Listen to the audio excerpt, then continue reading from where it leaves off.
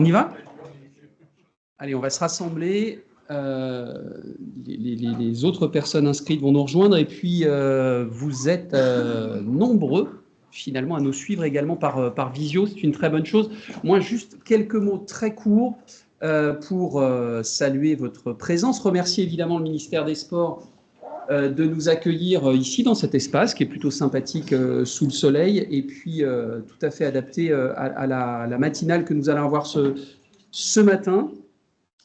Et pour moi, c'est l'occasion de me réjouir de retrouver ces matinales en présentiel. Par la force des choses, en 2018, on avait créé ce concept des matinales, copié mais jamais égalé, avec en petit comité l'occasion pour les uns et les autres d'avoir ces moments un peu d'échange, j'allais dire de sérendipité, qui est un terme que j'ai appris pendant la crise sanitaire. Ces moments de réflexion collectif, mettre ensemble notre intelligence pour essayer de dégager certaines tendances. Donc c'était vraiment ça, les fondamentaux, le concept des matinales. Et puis par la force des choses, nous avions fait évoluer le concept. On revient donc à ces fondamentaux avec un modèle un petit peu hybride et qui sera trimestriel, on vous l'annonce d'ores et déjà. Et pour cette première édition donc, des matinales 2025, on a choisi un thème qui me tient particulièrement à cœur. Je ne sais pas si je suis dans la cible concernée ou pas, mais c'est effectivement l'évolution de la pyramide des âges et l'impact qu'elle va avoir sur la pratique sportive ou les pratiques sportives.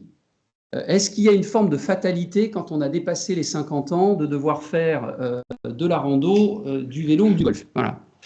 C'est une question qu'on peut se poser et c'est également une question que doivent se poser toutes les parties prenantes, que ce soit le mouvement associatif, le modèle sportif français, ou que ce soit finalement les acteurs marchands, à la fois pour la vente de produits ou à la fois pour l'offre de pratiques sportives.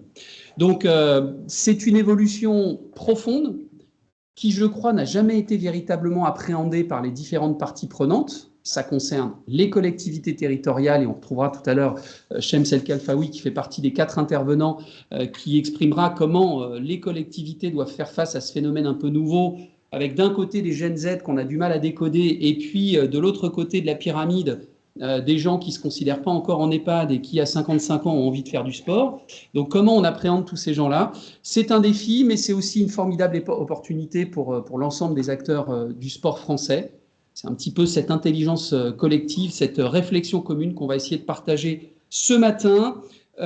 Et l'occasion donc pour moi de vous remercier, Olbia, Benjamin qui nous accompagne avec toute l'équipe d'Olbia dans cette organisation, et puis évidemment la team USC avec Emmanuel et Agnès que je vois là-bas. Voilà. Je ne serai pas plus long, je remercie les 4 intervenants, mais je vais te laisser le soin de revenir de les présenter avec leur pédigré. Et vraiment, ce sujet doit nous animer parce que c'est un peu un sujet d'avenir malgré tout.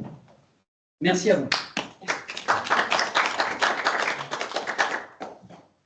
Merci beaucoup, Virgile. Effectivement, Virgile, tu peux rester avec nous debout, tu vois, c'est ça aussi le sport santé. Tu peux rester autour de la table, tu n'es pas obligé de t'asseoir. Il n'y a que 2 tabourets pour 4 personnes.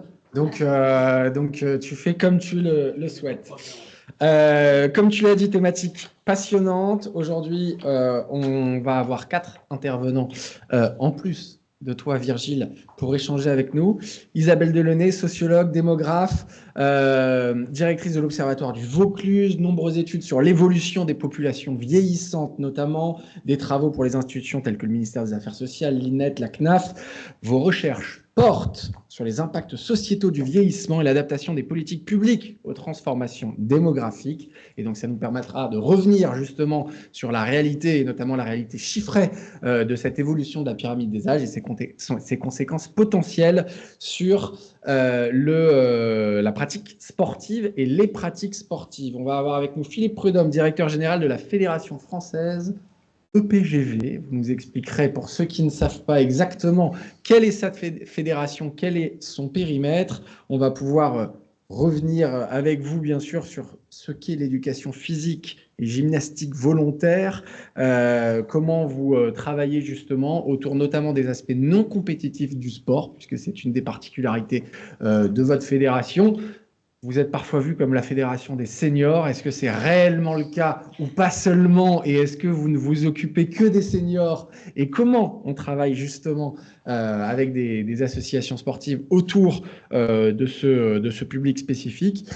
Comme l'a dit Virgile, on va avoir Shems El Kafaoui avec nous, deuxième adjoint à la ville de Saint-Denis, en charge notamment du développement économique, de l'emploi, de l'insertion, du sport bien sûr et de l'héritage des Jeux olympiques et paralympiques. Bonjour Shems, est-ce que tu nous entends bien?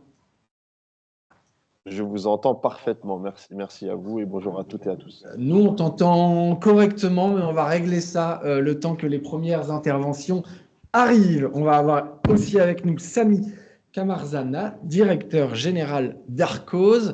Vous représentez les acteurs du public, du sport marchand, on va dire, des acteurs du loisir sportif marchand, salle d'escalade, essor fabuleux ces dernières années, mais on va voir justement autour de quelle génération, comment vous travaillez l'aspect générationnel au sein de votre salle, comment vous vous essayez de fidéliser les nouvelles générations. Et du coup, avec ces 4 intervenants, on va pouvoir aborder l'ensemble de la thématique posée aujourd'hui. Je vous invite à me rejoindre. Il y en a l'un d'entre vous qui ne sera pas assis pour le moment, mais vous pouvez intervertir les positions assises, évidemment, pour vous reposer un petit peu.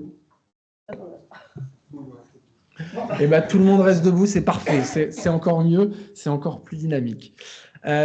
Isabelle Delaunay, la première question, elle est non pas simple, elle est très complexe, mais on va dire elle est naturelle. Est-ce que vous pouvez nous aider à mieux comprendre l'évolution actuelle de la pyramide des âges en France et ses effets sur la société?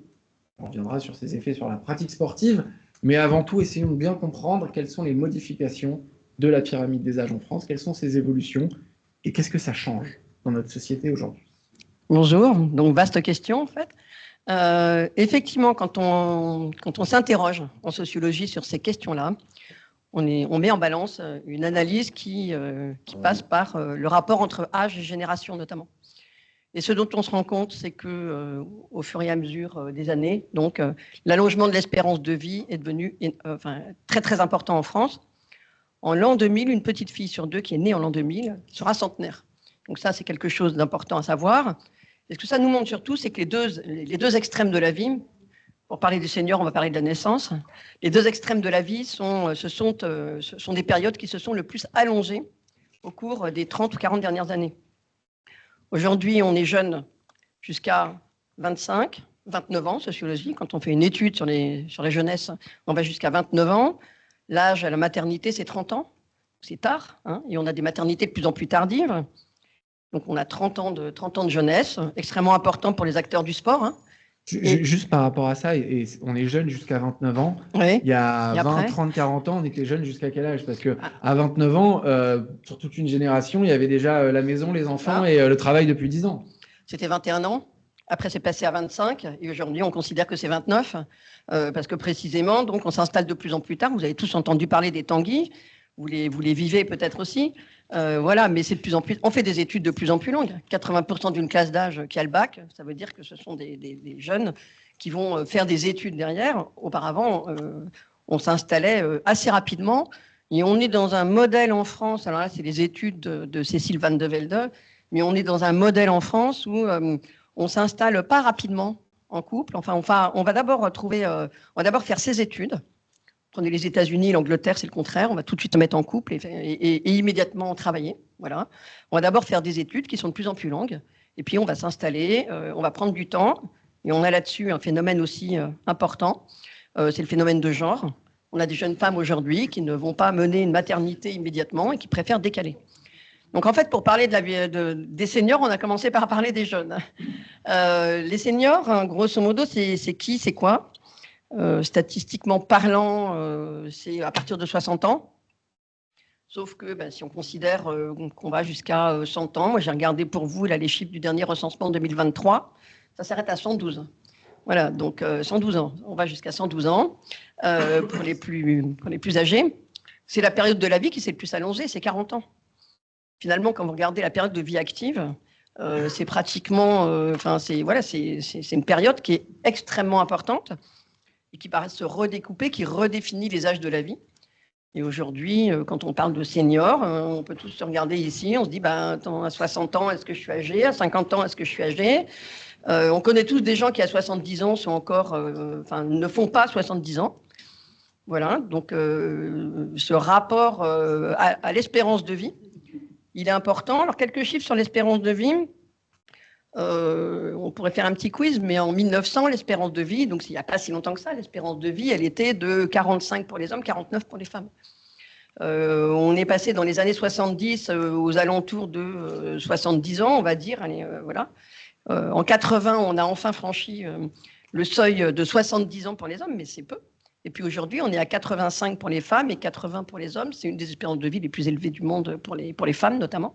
Un peu moins pour les hommes. Voilà, avec une surmortalité masculine prématurée avant 65 ans qui est importante et qui touche à des questions justement de mode de vie, d'alimentation, de choses comme ça, sur lesquelles d'ailleurs le sport a quelque chose à dire.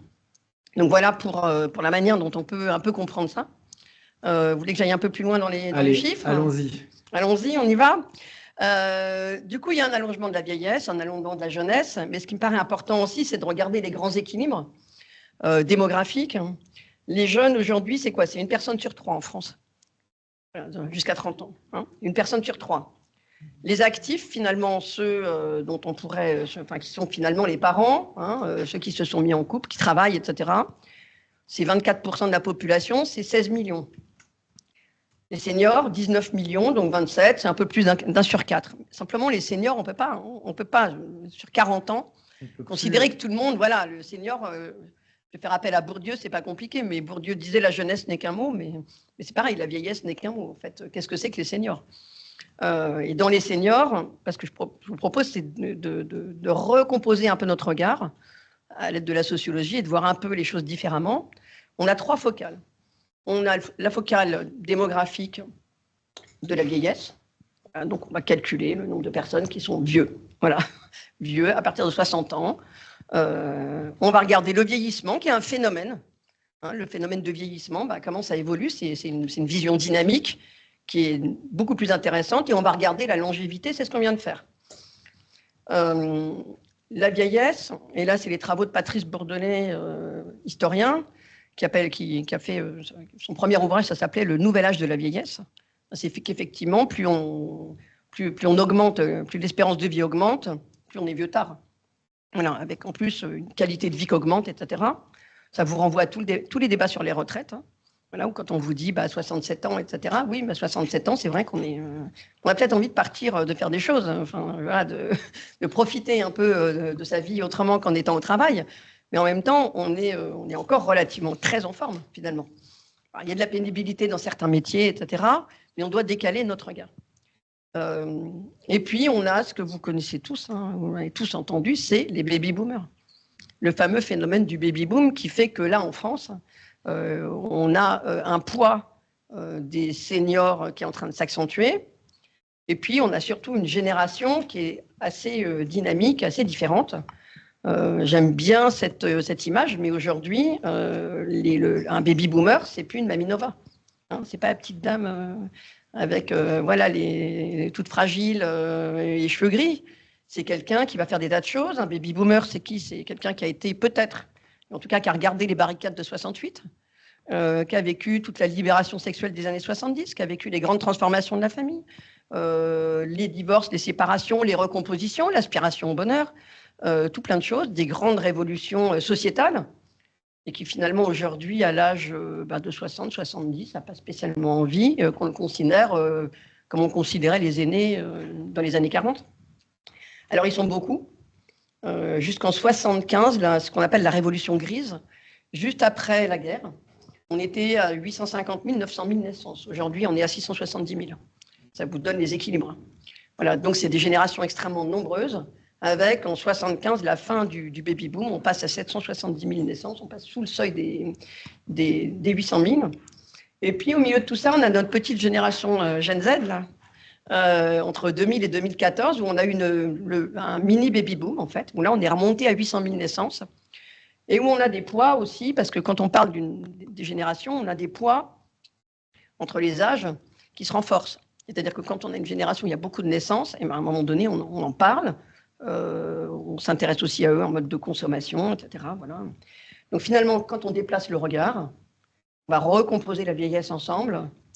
On passe à 75 ans. Hein, on se dit qu'à 75 ans, effectivement, c'est des âges de la fragilité. On est un peu plus fragile. Quand on fait l'étude incapacité, invalidité, dépendance qui a été faite avec le ministère des Affaires sociales, montre qu'on se sent plus fragile. Les femmes déclarent plus de fragilité. En fait, aller, oui, charger un caddie, prendre 6 bouteilles d'eau, un pack, etc., c'est moins facile. Donc, on se dit fragile.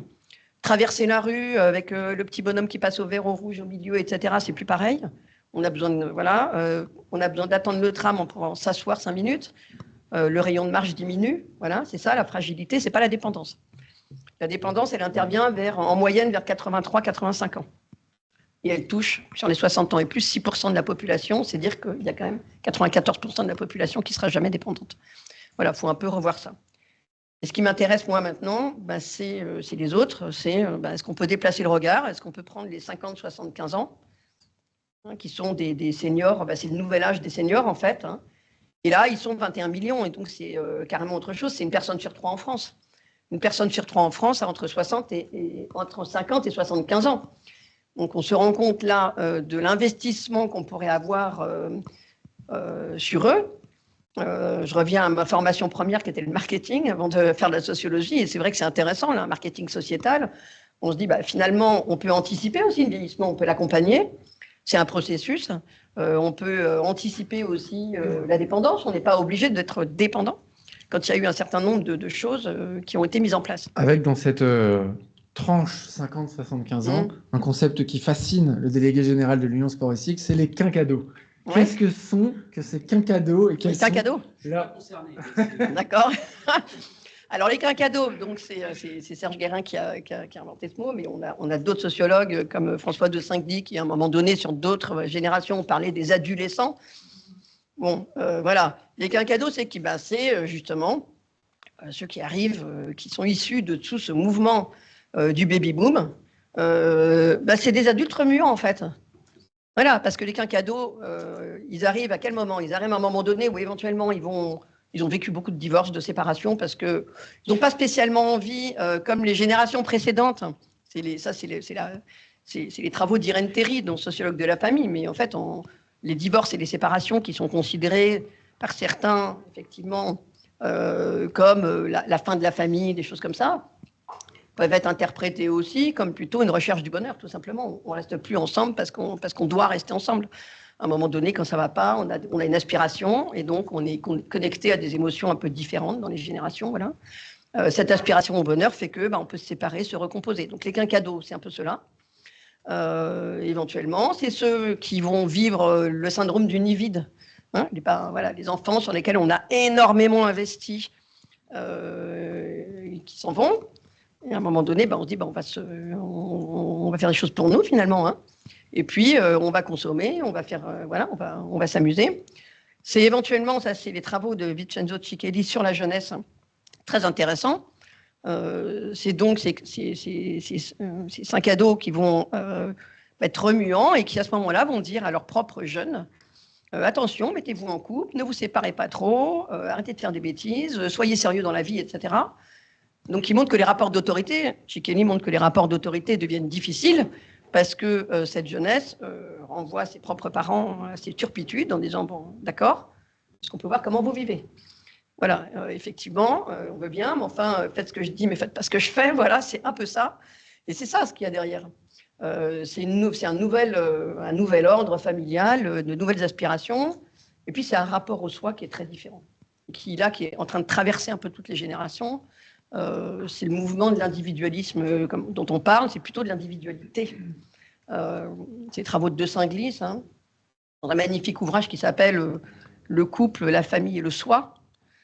C'est dire on peut vivre en famille, on peut vivre en couple, mais en même temps soi-même, on ne va pas s'oublier.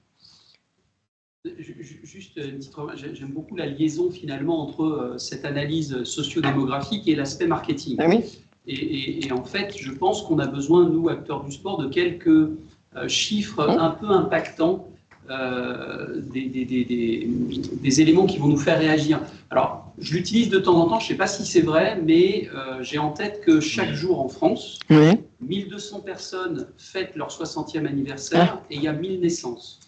C'est juste pour donner un peu la trajectoire, la dynamique, je ne sais pas si c'est vrai ou pas. Et un tiers de la population qui a entre 50 ans et 75 ans, ça c'est aussi un élément impactant. Et j'avais en tête qu'il y a plus de gens de 50 ans que de moins de 30 ans. Oui. De 50 et plus, pas de 50 ans. Hein, voilà. Plus de 50 bien sûr. Moins de 30 ans. Exactement, tout à fait. Donc en fait, c'est l'équivalent. Alors, chaque année en France, 1000 naissances, c'est pas 1000 puisqu'on est à 670 000, donc c'est au moins 2000, on va dire. Hein, voilà. 2000 naissances. Et de l'autre côté, on est effectivement, alors je vous corrige, mais en fait, c'est pas. Enfin, vous savez que l'année 2024, ça a été l'année funeste des naissances qui se sont écroulées. On a eu un président de la République qui nous a alertés sur voilà, ce phénomène, etc. Mais c'est surtout pourquoi on nous a expliqué que la fécondité tombait, c'est qu'en fait, les naissances et les morts, les décès s'équilibrent. Auparavant, on avait plus de naissances que de décès. On a à peu près 600 000 décès. Parce que c'est ces générations nombreuses aussi, hein, je veux dire, voilà, donc c'est plutôt 2000. Voilà, mais c'est vrai que les 50-75 ans, qui sont ceux qui sont encore très actifs, qui ne sont pas touchés par la dépendance, qui ne sont pas touchés par la fragilité, c'est une personne sur 3. Et c'est des gens qui se réclament de la redéfinition des rapports d'âge et de génération, qui discutent de manière assez ouverte, enfin voilà, qui se réclament aussi de la redéfinition des rôles de genre.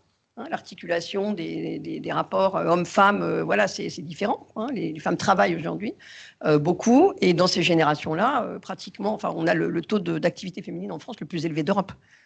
Voilà, donc il y a aussi des choses qui se jouent. On a ces grandes transformations de la famille dont il faut tenir compte parce que, on peut se désoler des divorces, mais ça donne des recompositions, et les recompositions, ça donne des grandes familles. Voilà, et ça donne des renaissances, des naissances derrière. Donc finalement, là, il y a à nouveau quelque chose. Avec pas mal d'enfants et voilà. Et de l'autre côté, on a ce que je disais, un nouveau rapport au corps, un nouveau rapport à soi-même, un nouveau rapport aux émotions. Émotions sur lesquelles la sociologie, et bon, alors marketing pas mal, hein, se connecte avec ça. On a les tout premiers travaux en sociologie. Mais en fait, les gens, quand on travaille sur les émotions, parce qu'on est dans des générations qui ont envie d'avoir des émotions positives. Voilà, qui sont nés après-guerre en plus, donc qui sont moins sur ces histoires d'avoir des grands traumas.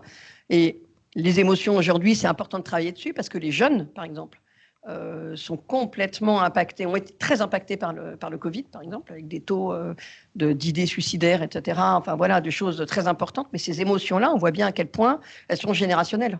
Hein, il y a plus d'émotions positives finalement chez les 50-75 ans que chez les jeunes. Voilà, donc là, c'est vrai que d'un point de vue marketing et du point de vue d'un marché, enfin, comment on aborde ça, qu'est-ce qu'on en fait, ça paraît important. Et puis un rapport au corps et à soi-même qui est différent aussi. On reviendra naturellement sur certains points, et si vous avez des questions, Bien sûr. on pourrait les poser à Isabelle aussi. On va enchaîner avec Philippe. Philippe, avant de partir sur le cœur du sujet, est-ce que vous pouvez nous pitcher en 30 secondes, en 1 minute, la Fédération française de PGV, pour ceux qui n'auraient pas bien en tête ce qu'elle représente aujourd'hui, parce que contrairement à ce que certains peuvent penser, c'est une des plus grandes fédérations de France. Alors, bonjour à toutes et à tous. Difficile de pitcher 141 ans d'existence, mais on va quand même essayer. Je vais vous décevoir, Benjamin, on n'est pas la fédération des seniors.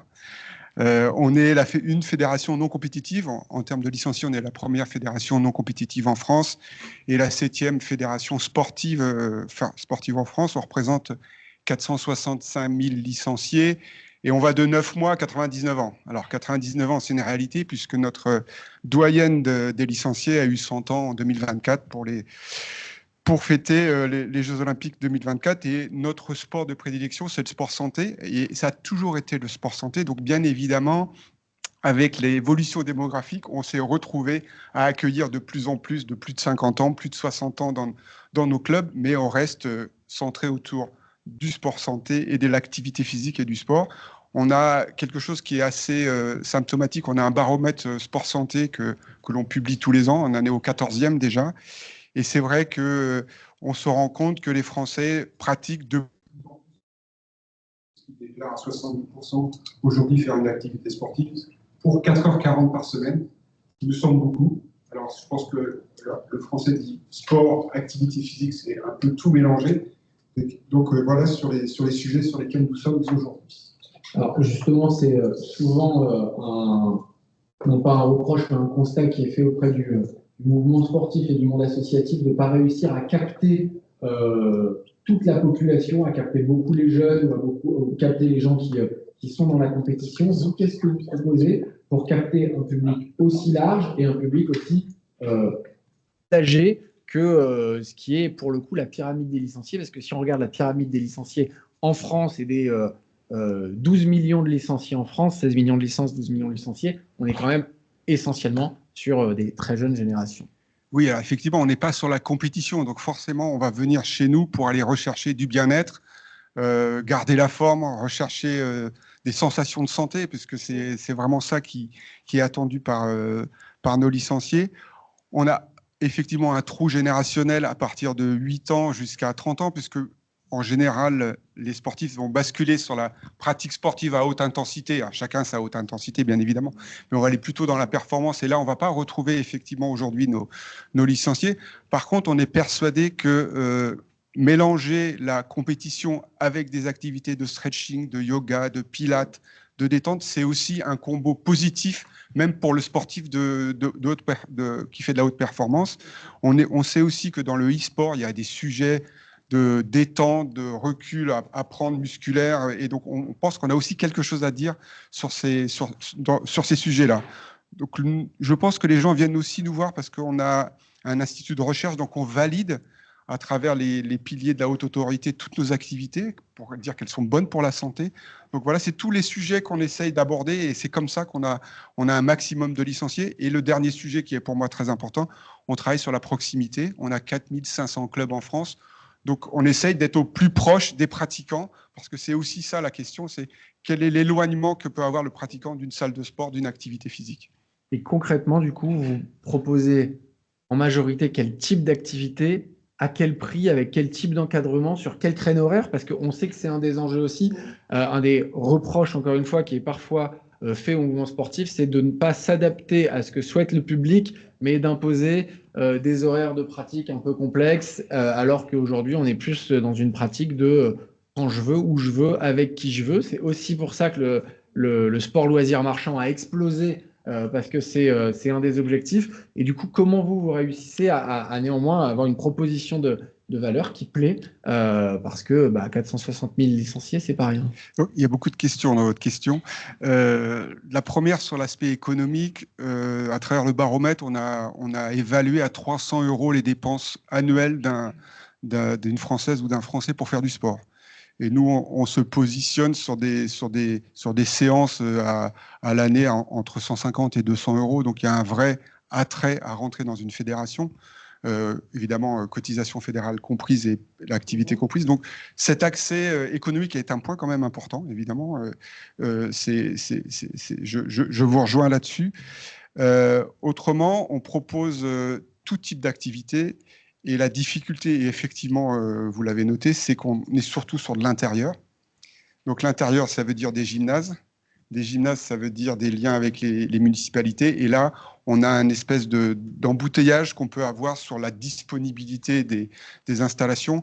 Donc l'axe de développement aujourd'hui de la fédération sur les mandatures qui vient, sur l'Olympiade qui vient, c'est de transformer l'intérieur en extérieur. Parce que là, on a un terrain de jeu extraordinaire. Et la pratique, on va dire, du sport santé, du yoga, du pilate, de la gym, du fit, peut se faire aussi à l'extérieur. Donc, on va pouvoir étendre nos plages d'accueil. C'est vrai qu'en semaine, on est plutôt sur le principe d'une séance à heure fixe, dans un endroit fixe. Et là, on ne va pas répondre à ce que les gens actifs demandent. Donc, il y a vraiment ce sujet-là. On essaye aussi de développer ce qu'on appelle une application.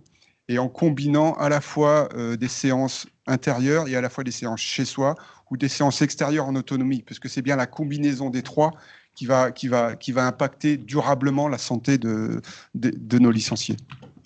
Donc là, on parle non pas des licenciés uniquement seniors, parce que vous l'avez bien précisé, ça va de 9 à 99 ans. Mais du coup, la proposition de valeur auprès de 9 mois, pardon, à 99 ans, mais la proposition de valeur auprès des soit des plus jeunes ou des nouvelles générations, est-ce qu'il y en a une? C'est-à-dire, est-ce que vous captez aussi la Gen Z dont on a parlé tout à l'heure? Est-ce que vous captez aussi des quinquados parce que c'est une pratique justement qui est adaptée à certaines personnes de ces classes d'âge? Ou est-ce que vous êtes vraiment essentiellement sur des publics dits plus éloignés de la pratique à la base et que vous réussissez à ramener vers de la pratique sportive?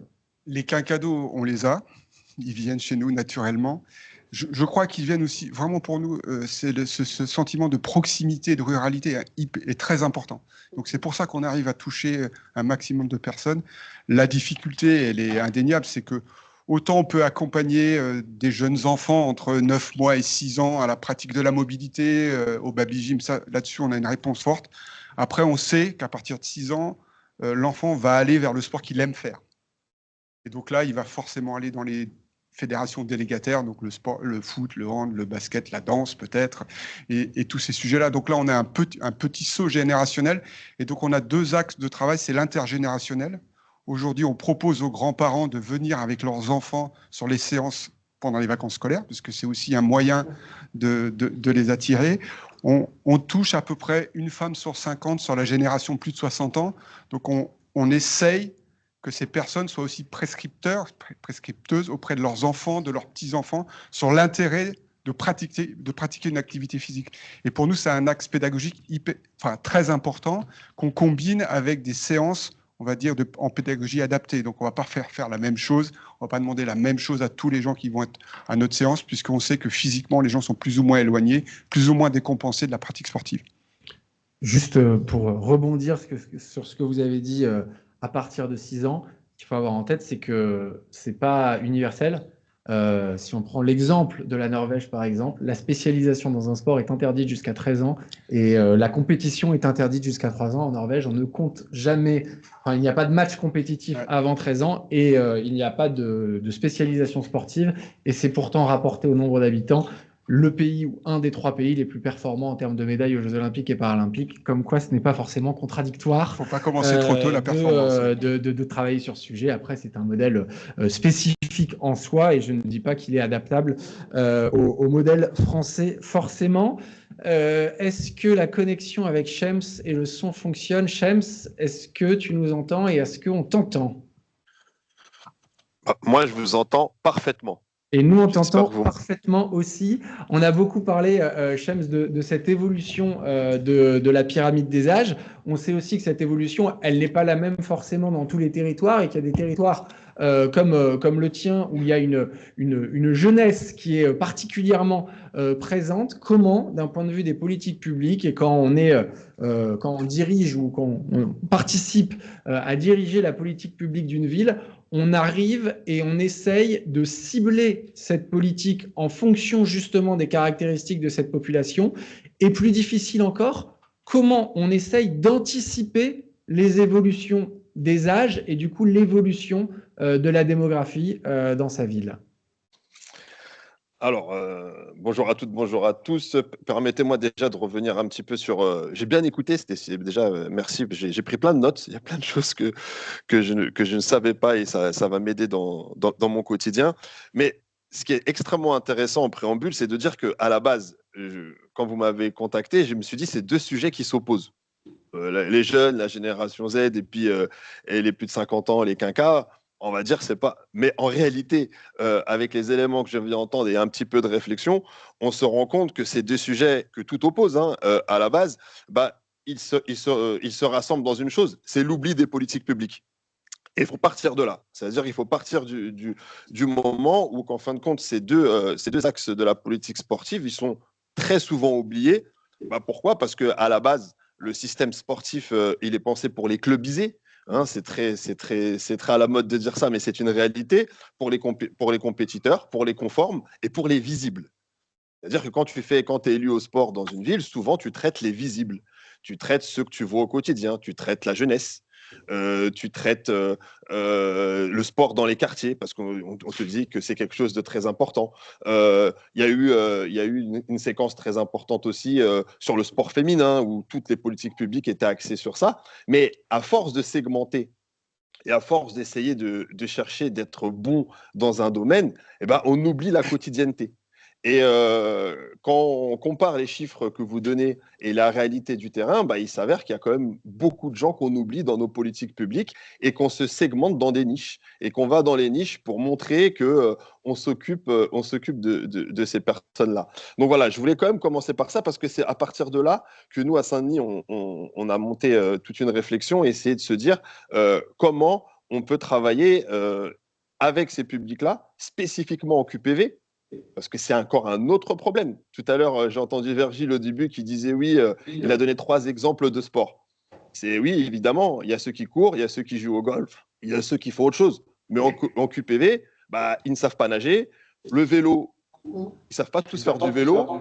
Et voilà, et en QPV, il n'y a pas spécialement des pistes cyclables de qualité. Donc, c'est encore un autre frein. Donc, à partir de tous ces éléments, voilà, les questions qui se sont posées, il fallait vite qu'on trouve des solutions. Pourquoi ? Parce que le public qu'on ne voit pas, et ça c'est vraiment très important dans les politiques sportives, c'est les publics qu'on ne finance pas. Et c'est une réalité. On finance les clubs parce qu'ils sont très voyants. On finance, comme je disais tout à l'heure, les politiques publiques prioritaires. Mais les sujets de la quotidienne, parce qu'on pense que ce public-là, je vais commencer par les quadras, on pense que ça ne les intéresse pas. Parce que quand tu es dans une collectivité, bah, tu penses à nettoyer les rues pour eux, parce qu'ils votent, tu penses à faire la quotidienneté. Le sport, tu te dis, bah, ils vont se débrouiller, hein, c'est des grandes personnes, ils vont se débrouiller. Et bah, justement, ils ne se débrouillent pas et ils ont besoin qu'on impulse des choses. Pour les générations Z, c'est exactement la même chose. C'est qu'on se retrouve dans des situations où on n'arrive pas à les maîtriser. J'utilise délibérément le mot maîtriser, parce que souvent, quand tu fais une politique publique sportive, tu veux maîtriser tes publics en donnant des axes de politique sportive locale. Voilà, c'est des grands mots comme ça. Mais ces publics-là ne répondent pas du tout à ces critères-là, parce qu'en fin de compte, ils ne sont pas du tout dans ce... Ils veulent faire du sport, mais pas le sport qu'on propose. Donc à partir de là, ils sont à côté parce que il y a un vrai sujet en France, et je suis le premier à... Je suis élu au sport, donc je ne prêche pas pour ma paroisse. C'est qu'on est tous des grands professionnels de la pratique sportive. Quand tu es élu, tu as une stratégie politique, tu as un directeur des sports qui a une stratégie territoriale, il fait appel à un expert qui a une stratégie, et en fin de compte, on a tous des stratégies. Mais ce qui est complètement, et excusez-moi de cette familiarité, mais ce qui est complètement déconnant, c'est qu'on est dans le monde sportif, normalement on est dans l'entraide, on est dans la communication. Il y a très très très peu de villes qui demandent l'avis des gens. Aujourd'hui, si on demande, on demande aux villes d'une taille moyenne, dans les sondages qu'ils font, ils font des sondages sur le ramassage des ordures, ils font des sondages sur l'école, ils font des sondages sur plein de choses. Mais ce public-là, pourquoi c'est intéressant de travailler avec eux ? Parce qu'il faut leur demander un avis, parce qu'il y a une interaction. Parce que ce public-là, il ne veut pas aller en club. Ces publics-là ils ont aussi des horaires qui sont particuliers. C'est pas comme un gymnase où la journée c'est scolaire et puis le soir le gymnase ferme à 22h après l'entraînement des seniors de basket ou voilà, ça n'existe pas tout ça pour eux. Ils sont dans un autre paradigme et qui en fin de compte, il faut qu'on leur demande. Donc le gros sujet pour moi qui est très important, c'est comment on collabore avec les gens et comment le sport devient d'utilité sociale réellement. Parce que c'est la grande phrase qu'on entend avec les fédérations à mission. C'est ce que je leur dis souvent en réunion. C'est que la première mission, c'est quand même de parler aux gens. C'est quand même de leur demander un avis. Donc, c'est comme ça que je pense qu'on va réussir à trouver des solutions. C'est avec des interactions avec ces gens et leur demander qu'est-ce qu'ils veulent, comment ils veulent et dans quel cadre. Et qu'à partir de là, je pense qu'on peut trouver des solutions. Et en tout cas, nous, c'est ce qu'on essaye de faire sur Saint-Denis. Je vais vous donner un exemple concret.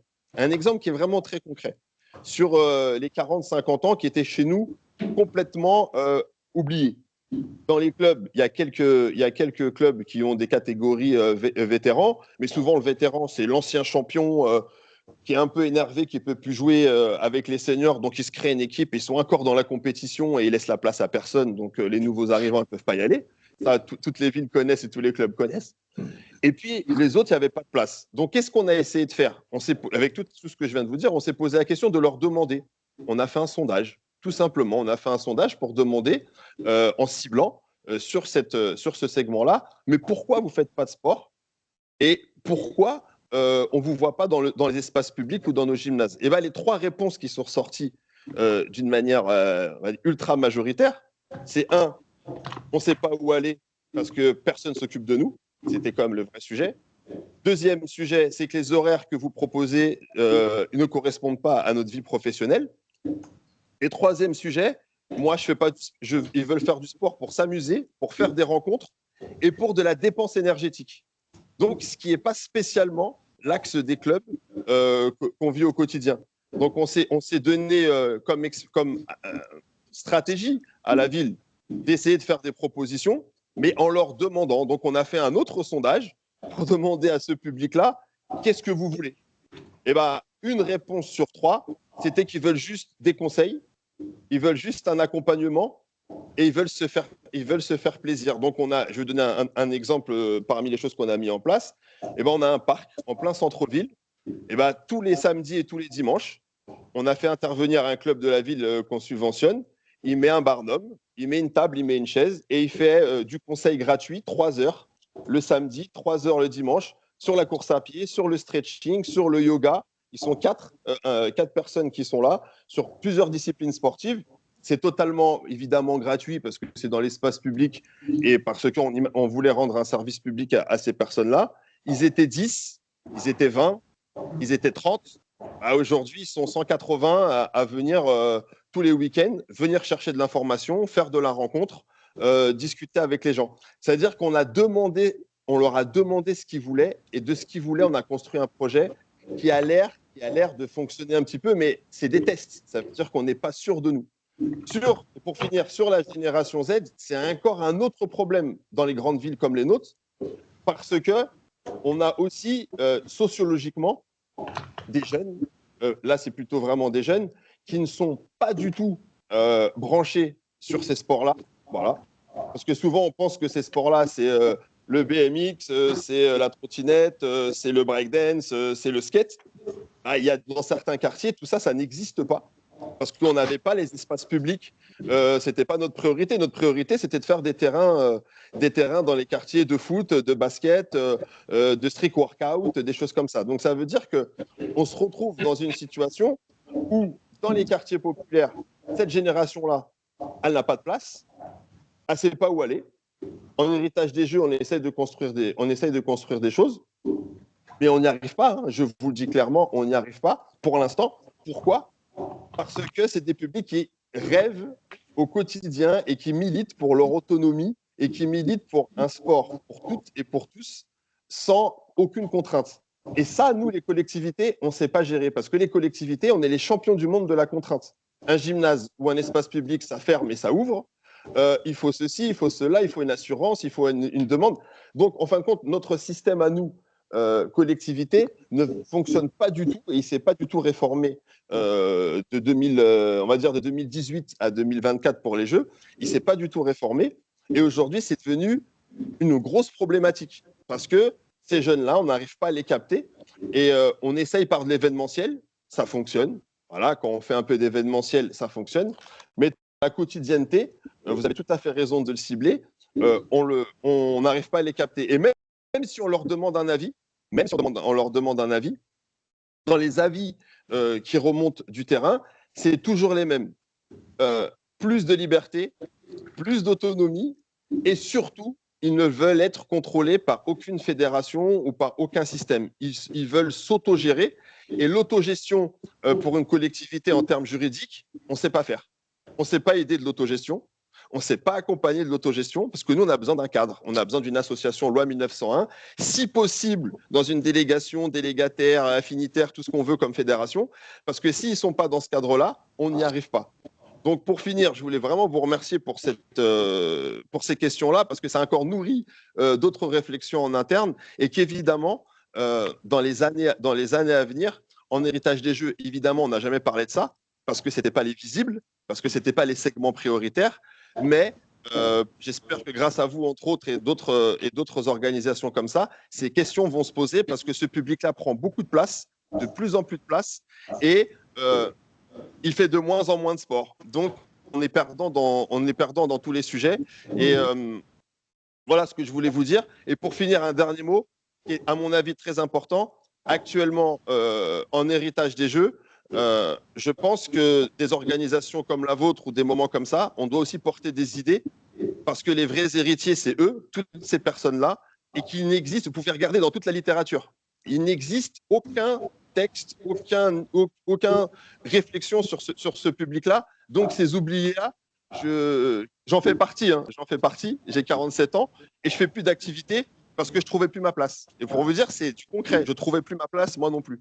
Donc, merci encore pour ce que vous faites et j'espère qu'on va tous ensemble trouver des solutions. Shams, merci beaucoup. On reviendra sur plusieurs sujets et notamment, malgré tes constats, ton attachement aussi au sport fédéré, puisque je crois que tu es toi-même licencié dans un club d'athlétisme, donc c'est pas incompatible justement. Mais on va revenir justement. La transition est toute faite entre ce qu'a dit Shams et le Arcos, puisqu'il a parlé de la difficulté de capter ces jeunes générations, de fidéliser ces jeunes générations, de réussir à ce que vous aviez l'habitude de faire aussi chez Arcos, c'est-à-dire on a réussi à faire de l'acquisition, on peut le dire comme ça, on a fait venir des gens chez nous, on arrive à les fidéliser.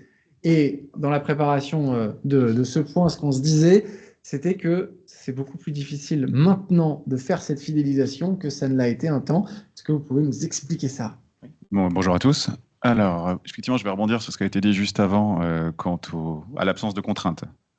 Donc, globalement, pour situer un peu, nous, Arcos, on est ouvert de 7h à minuit, 7 jours sur 7, 25 décembre, 1er janvier. Donc voilà, on ne met aucune contrainte sur les amplitudes horaires et sur l'accessibilité, puisqu'on essaie d'avoir des sites qui se situent toujours en sortie de métro, sortie de bus, sortie de tramway, donc des endroits où l'on peut venir, quel que soit le moyen de locomotion dont on dispose. Donc ça, c'est le premier constat. Ensuite, sur le panel représentatif chez nous, on fait grimper à peu près environ effectivement 10 000 personnes par jour, ça fait 300 000 par mois, un peu plus de 3,5 millions à l'année, donc ça permet d'avoir quelques statistiques de consommation et de fréquentation sur un public qui est à 60-40 masculin-féminin, avec des tranches d'âge qui vont de très très jeunes pour les cours encadrés, mais sinon en accès libre de 15 ans à 50 ans, 60 ans et plus.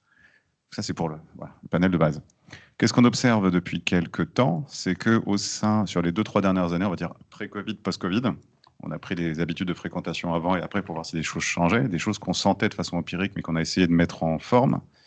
C'est que la population qui progresse le plus en fréquentation et en nouveaux inscrits chez nous depuis plusieurs années, c'est justement les 18-24, donc ceux dont on parle aujourd'hui. Par ailleurs, donc les 25-35, 35-45, ceux-là ont une légère tendance en effet à décliner, aussi bien en fréquentation générale qu'en nouveaux inscrits. Donc ceux-là, on ne sait pas trop où ils vont, soit ils pratiquent d'autres sports, soit ils arrêtent de faire du sport. On n'a pas encore réussi à adresser le pourquoi de ce déclin-là. Donc le 18-24 progresse, bonne nouvelle. Sauf qu'on va mettre ça en face d'autres statistiques. Une autre statistique va être celle de la durée moyenne de détention, par exemple, d'un abonnement en prélèvement chez nous. Il y a plusieurs façons de pratiquer, entrée libre, carnet, abonnement en prélèvement. Abonnement en prélèvement, ce qui est très bien, c'est que celui-ci, il peut s'arrêter du jour au lendemain. Il suffit d'envoyer un mail, donc on a levé les contraintes là-dessus aussi, pour revenir à ce qu'on disait. On a vu qu'on a eu une explosion, en effet, de la vente de ce type de produit du jour au lendemain.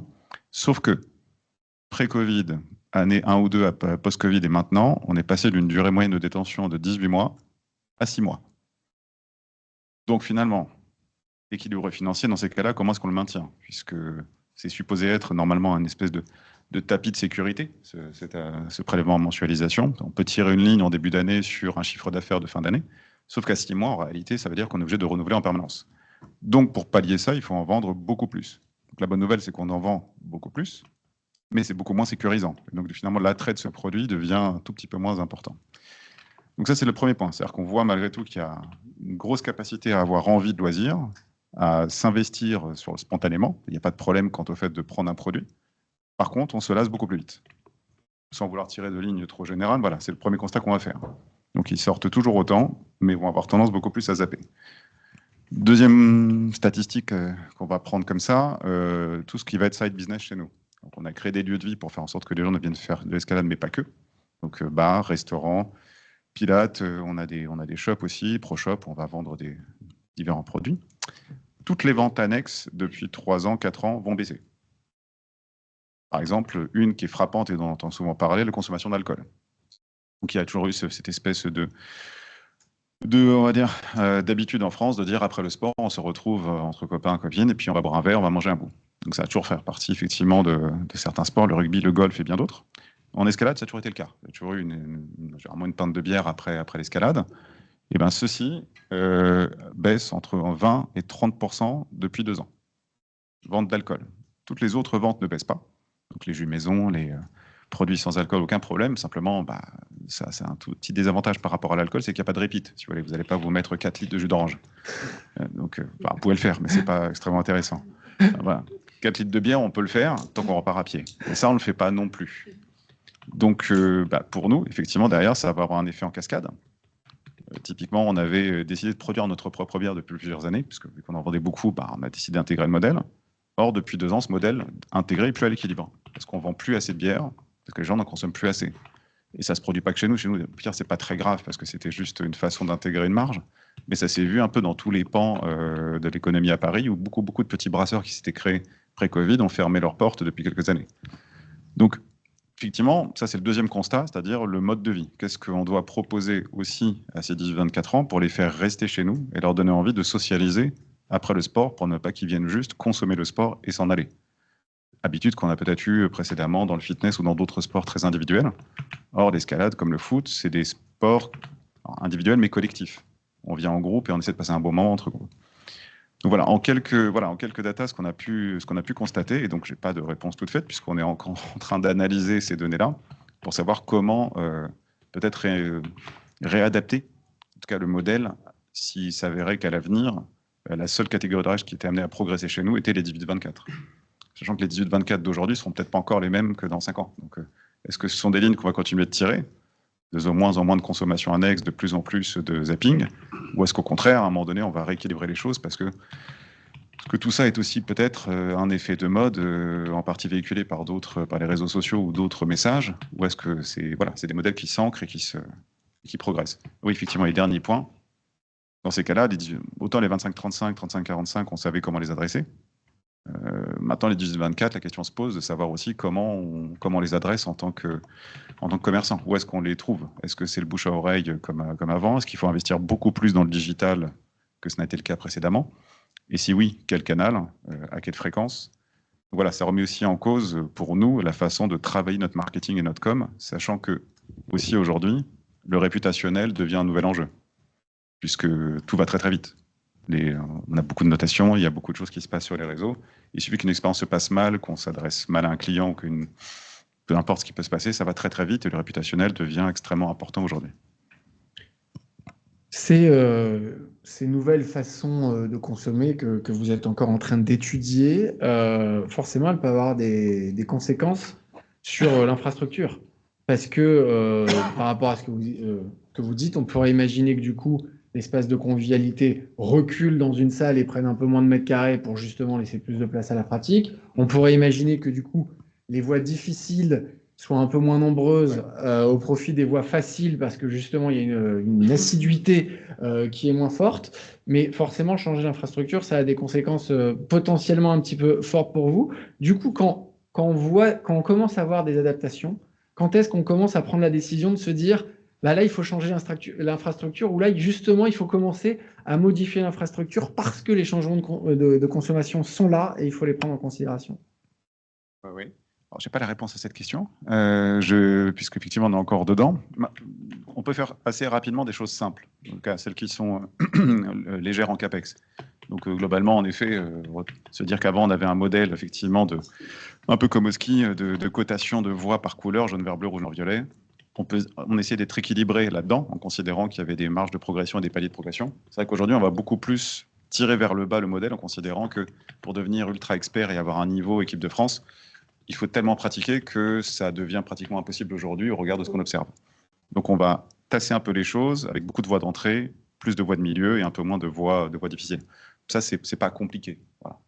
Par contre, se dire que tout l'espace restauration-bar, on va finalement le détruire pour mettre un espace fitness, par exemple, là, ça a un coût, surtout sur un réseau comme le nôtre qui commence à être assez gros. Donc ça, ce type de décisions-là, on ne les a pas encore prises, mais s'il s'avérait qu'en effet, la partie bar et restaurant ne passait plus le point d'équilibre, voire le creusait, peut-être qu'en effet, oui, ce serait utile de procéder à des aménagements. Mais parce qu'on croit toujours que ce modèle convivialité a un avenir, on ne le fait pas. Voilà, et on continue d'investir. Aussi parce que c'est un état d'esprit général, de se dire qu'on ne peut pas créer des lieux qui ne soient que sportifs. Parce que le sport, c'est beaucoup plus que ça, en tout cas si on veut fidéliser dans le temps. Shems, c'est une question que je voulais vous poser aussi de la même manière. Comment, quand on est dans une commune, on sait que le coût de l'infrastructure, c'est une des dépenses principales pour une commune, mais du coup, comment on prend la décision ou la non-décision? Est-ce qu'on attend? Est-ce qu'on se dit, mais les modèles évoluent, les façons de pratiquer évoluent tellement qu'avant de reconstruire un gymnase, avant de créer un skatepark, comment on se dit, bon, là, il faut le faire quand même, et c'est pas grave, je vais claquer les centaines de millions d'euros ou les millions d'euros que ça coûte, même si en fait, je suis pas sûr de moi parce que l'évolution des pratiques va peut-être pas me donner raison sur justement la construction de cette nouvelle infrastructure. Bah, écoutez, c'est la question des collectivités, c'est la question des élus au sport sur nos territoires. Parce qu'évidemment, les restrictions financières, on va pas en parler ici, mais ils sont importantes. De l'autre côté, on a toutes et tous dans nos plans pluriels d'investissement, nos lignes sport, où on a un sujet qui s'occupe déjà de rénovation et de mettre aux nouvelles normes, hein, parce que les fédérations aussi, il y a des normes qui n'arrêtent pas de bouger. Mais moi, ce que je voulais vous dire sur ça, c'est que j'ai la chance à Saint-Denis d'avoir un maire qui suit la plupart des orientations qu'on lui propose avec les équipes, parce qu'il connaît bien le sujet. Il était vice-président du sport au département. Et c'est qu'aujourd'hui, je pense vraiment, voilà, mais on va poser le débat, hein. Je pense vraiment que seul, on ne sait pas faire. Voilà, moi, c'est mon constat d'une ville de plus de 150 000 habitants, 19e ville de France, Saint-Denis. Moi, je vous dis, on ne sait pas faire. Voilà. Et quand on ne sait pas faire, quand on est élu comme moi, ben, il faut qu'on prenne aussi des risques. Et les risques, pas des risques plutôt, moi je ne vois pas comme un risque, excusez-moi, je vois plutôt comme une opportunité, c'est de travailler avec le monde du privé. J'ai très bien entendu ce que disait monsieur, d'ailleurs, on va s'échanger nos coordonnées parce que je pense qu'on a des choses à faire. Et c'est qu'aujourd'hui, je pense que le public-privé est une de nos solutions parce que les collectivités ne sont pas armées. Ils ne sont pas armés pour ça. On a la quotidienneté à gérer, on a des sujets évidemment de prospection, mais des prospections qui sont liées avec le milieu fédéral qu'il ne faut surtout pas opposer au reste. Le milieu fédéral est important en France, on en a besoin pour les médailles, on en a besoin parce que ça structure une ville, ça structure des vies, mais tout le reste existe. Et pour que le reste fonctionne, je pense que on a besoin de plus de partenariats privés-publics. Nous, il y a quelques semaines, je crois que c'est paru, malheureusement, parce qu'on ne voulait pas que ça paraisse, mais c'est paru juste à côté du centre olympique aquatique. On travaille avec 3 grands opérateurs du privé pour un skatepark de 5000 m² couvert. Mais ce skatepark-là, avant qu'il sorte, ça a été des mois et des mois, voire en années de réflexion, d'opportunités, de visites de plein de choses dans le privé et aussi des choses modulaires parce que les choses bougent. Ça, nous, on ne savait pas faire dans une collectivité parce que tu es en lien avec les marchés publics, tu as ton plan. Voilà. C'est-à-dire que l'administration française ne permet pas cette souplesse pour des collectivités où souvent tu imagines un équipement 5 ans avant pour qu'il sorte. Hein. C'est les chiffres. Hein. Je veux que les gens l'entendent. C'est 5 ans. Faut comment imposer le budget entre les travaux, les permis et compagnie, tu as 5 ans. Et en 5 ans, ça bouge, hein, les choses bougent beaucoup sur plein de sujets. Donc aujourd'hui, moi, je pense très, très sincèrement que sur autant, même d'ailleurs sur ce qu'on parlait juste avant, c'est que le partenariat public-privé et la compétence du privé, et le privé a un avantage par rapport à nous. Nous, on n'a pas besoin de gagner d'argent. Donc, vous savez, franchement, je suis moi-même issu de l'administration. Donc, pour moi, je dis ça avec beaucoup de liberté. C'est que nous, on est là pour rendre un service public. On n'est pas là pour gagner de l'argent. Si possible, on n'en perd pas. Mais si on en perd, bon, c'est pas grave, c'est du service public. Donc, on mise que sur nos idées, on mise que sur nos convictions. Le privé, ils ont d'autres problématiques. C'est des fonds propres, c'est de l'investissement. Ils ne mangent pas, la gamelle, elle n'est pas pleine s'il ne réussit pas son projet. Donc, ils le voient autrement et peut-être qu'ils creusent des choses que nous, on ne creuse pas. Et vice-versa. Donc, je pense que l'addition des deux, dans le futur, et dans un futur très proche, en tout cas pour nous à Saint-Denis, parce qu'on l'a décidé, hein, on l'a quand même posé très clairement dans notre rapport d'orientation sportive et sur nos prochaines échéances à Saint-Denis, c'est qu'on va travailler avec le privé, pas pour une question de moins payer, mais pour payer avec plus d'efficacité, plus de modularité et pour être plus proche des tendances, parce que les entreprises, par obligation d'existence, doivent se rapprocher de la tendance. Voilà, moi, mon avis, et que c'est quand même très intéressant pour l'avenir du sport français que le rapprochement public-privé devienne efficient et devienne au service des habitantes et des habitants. C'est un service public mixte, c'est-à-dire un service public et privé. Voilà. Merci beaucoup, Shems. Samy, je voulais réagir. D'ailleurs, je pense que vous intervenez déjà sur le centre aquatique. Oui, justement, ce que je voulais dire, c'est que effectivement, le mois prochain, parce que on fait l'inauguration, les portes ouvertes fin mai, puis ensuite c'est au début juin, on est présent au sein du CAO, justement, avec Recrea et Players pour le paddle. Donc justement, dans ce modèle-là, on a un énorme restaurant là-dedans, donc on verra si justement on a bien fait de miser là-dessus ou pas. Mais ceci étant, pour aller dans son sens, on a répondu et gagné cet appel d'offres en 2018. Voilà, donc on va ouvrir en 2025. Voilà, donc c'est parler de latence, effectivement 5 ans, c'est plutôt 7 ans même. On a parlé beaucoup, Samy, de la Gen Z, ou en tout cas des jeunes qui venaient, qui avaient des habitudes de consommation différentes. Est-ce que sur ce qu'on a appelé tout à l'heure les quinquados, est-ce qu'il y a une recrudescence aussi de ces populations? Est-ce qu'eux, ils viennent beaucoup en salle d'escalade? Est-ce qu'ils ont aussi une consommation de l'escalade? Et est-ce que c'est une population que vous avez envie de viser davantage dans les prochaines années? On veut bien viser tout le monde, il n'y a pas de problème. On les étudie moins parce que comme j'ai des 25-35, 35-45, etc., sont tous un peu en déclin chez nous. Donc alors après, il y a aussi un historique dans l'escalade, c'est l'alpinisme. Et l'alpinisme a historiquement plutôt été un sport fait pour les 50, 60, 70, voire plus. On a des grimpeurs qui ont même jusqu'à 80 ans parce que c'est moins exigeant physiquement. C'est un sport de temps long, donc quelque part, on peut conserver plus longtemps la pratique avec moins de risques de blessures. Donc on n'a pas, effectivement, les adresse moins parce qu'on se rend compte que naturellement, ils ont moins besoin de stimuli extérieurs pour se décider à pratiquer un sport. À partir du moment où on est là et où ils ont envie de venir, ils viennent. Il n'y a pas cette notion de traction commerciale pour les faire venir à travers des promotions, des soirées, des événements qui vont leur donner envie de nous choisir plutôt que quelqu'un d'autre. Parce qu'on va plutôt avoir à destination, comme on le disait, des 18, même 35, où il faut créer le moment, l'événement pour décider à. Parce que face parfois à trop de choix, on ne choisit pas. C'est un peu le problème. C'est qu'il y a énormément d'offres actuellement, que ce soit en sport, en loisirs sportifs. Et finalement, je crois que le risque aujourd'hui, c'est que ce petit adage qui est de choisir, c'est renoncer. En fait, on a un peu de mal à renoncer à d'autres sports. On a aussi envie de faire du pilates, on a aussi envie de faire de la boxe. Et finalement, s'engager dans un sport, c'est renoncer à tout le reste, alors que peut-être qu'on aurait pu être un champion dans autre chose. Donc là où finalement, je pense que celui qui a le quinquado dont on parle, il sait exactement ce dont il a envie et là où il est bon. Il n'est pas forcément en train de regretter autre chose. Pardon, juste, j'interviens, non, parce que un tiers de la population quand même.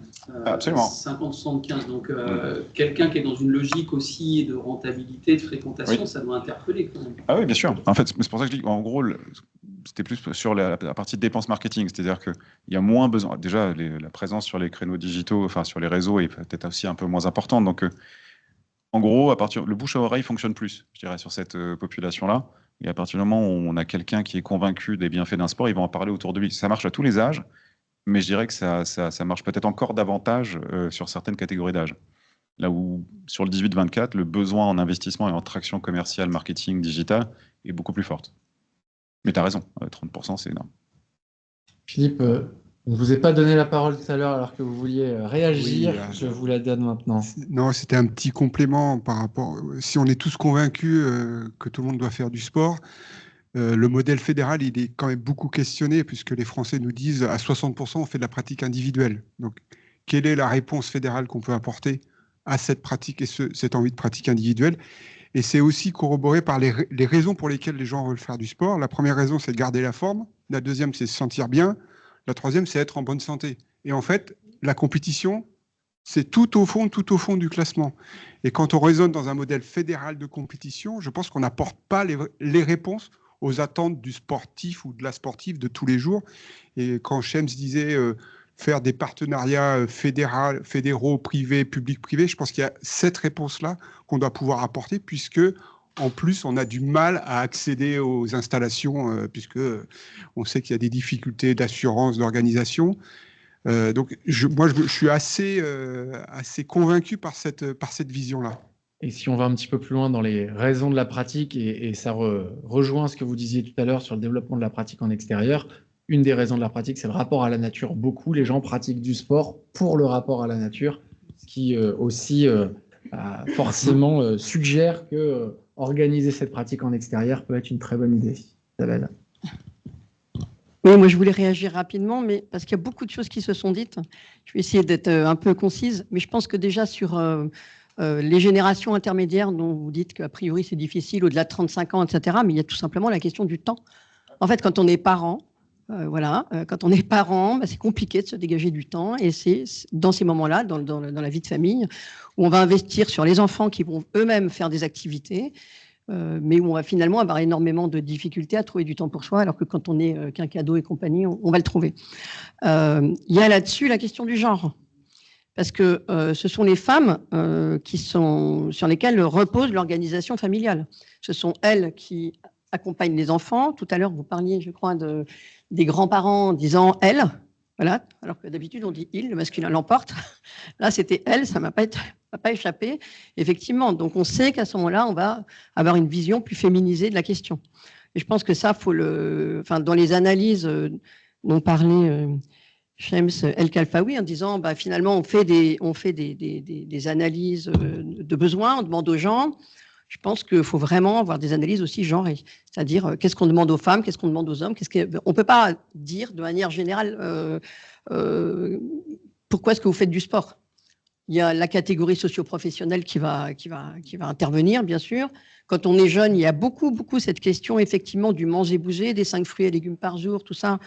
Je fais une étude dans le Vaucluse sur la précarité alimentaire qui était extrêmement intéressante au moment du Covid, en plein Covid en fait, et les populations extrêmement défavorisées, de l'équivalent de Seine-Saint-Denis, on se suit de près, disaient toutes, moi je veux manger équilibré, c'est important, etc. Et je veux qu'on me donne les moyens dans les ateliers cuisine, enfin voilà, de manger, voilà. Pourquoi je parle des ateliers cuisine? Parce qu'en travaillant sur le terrain, dans le Vaucluse aussi, avec des centres sociaux, on voit beaucoup plus de femmes dans ces ateliers et dans les centres sociaux que d'hommes. Alors, on a un espace public qui est approprié par les hommes sur le terrain pour jouer au foot, au basket, etc.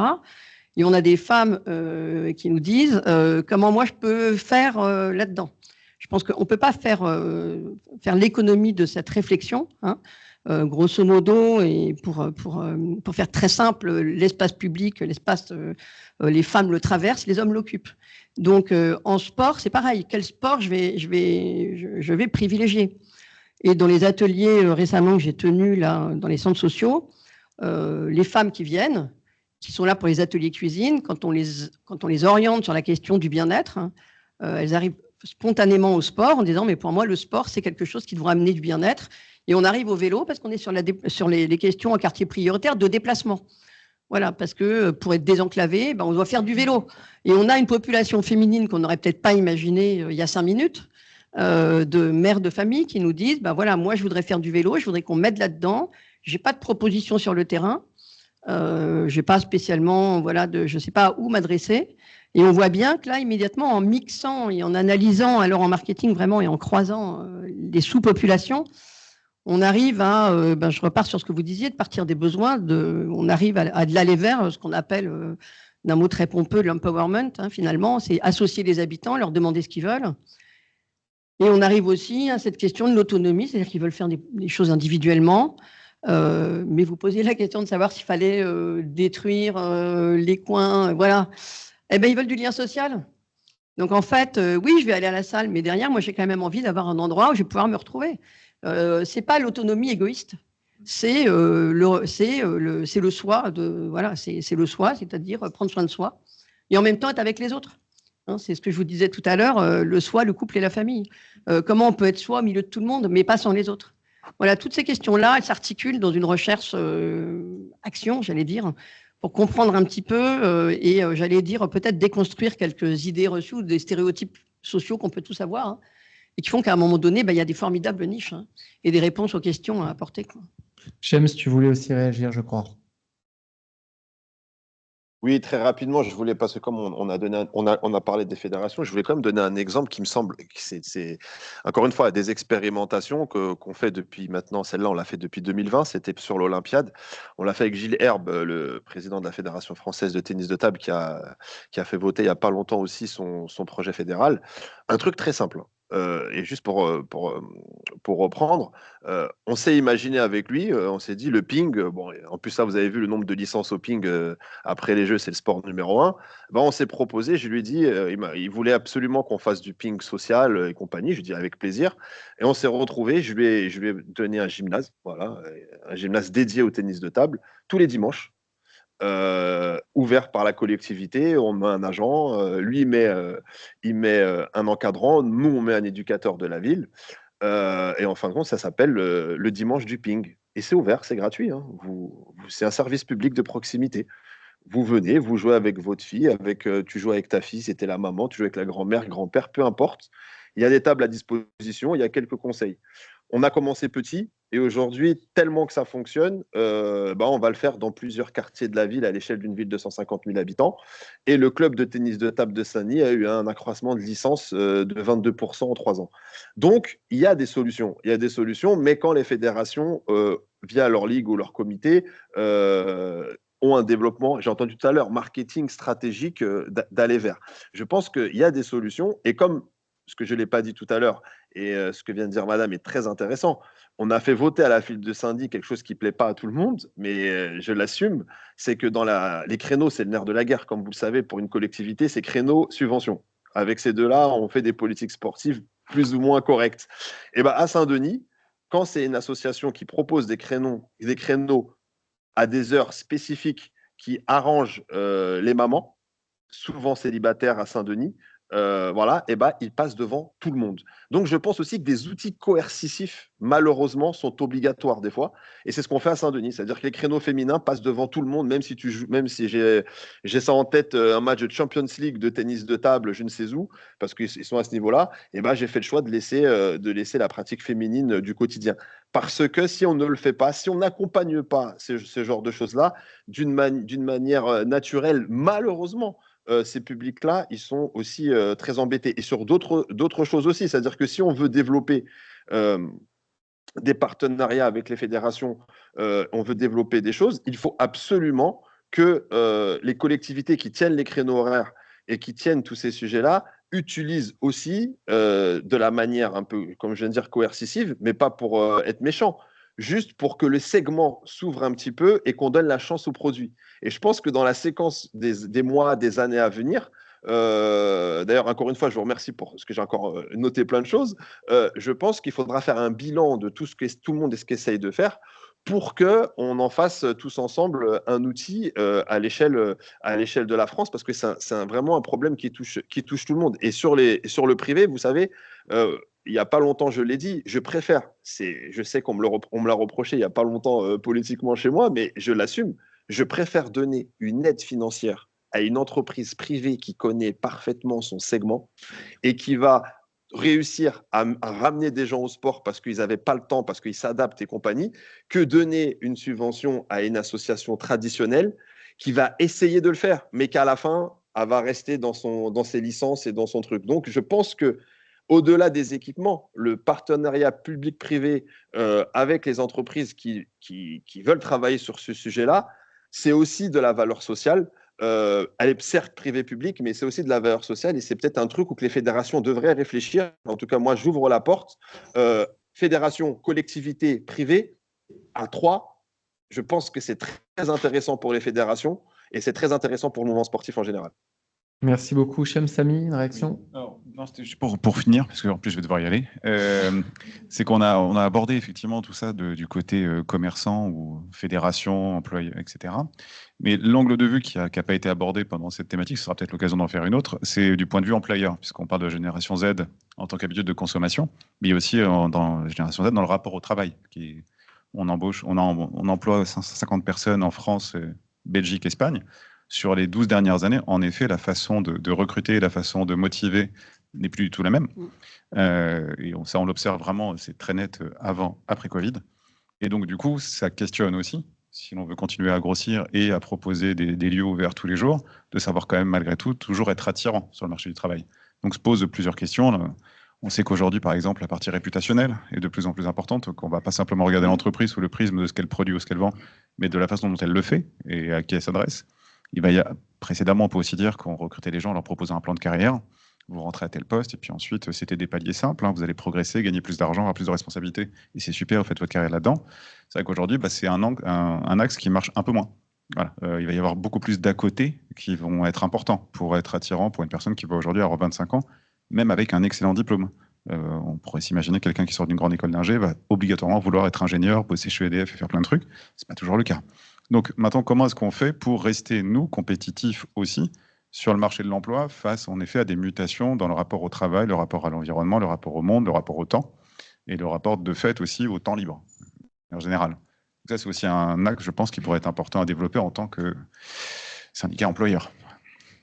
Merci beaucoup. Bon, je vais vous relaisser la parole, bien sûr, mais comme j'essaye de tenir le timing au maximum, je vais d'abord demander s'il y a 2 ou 3 questions de la salle. Vincent Roger.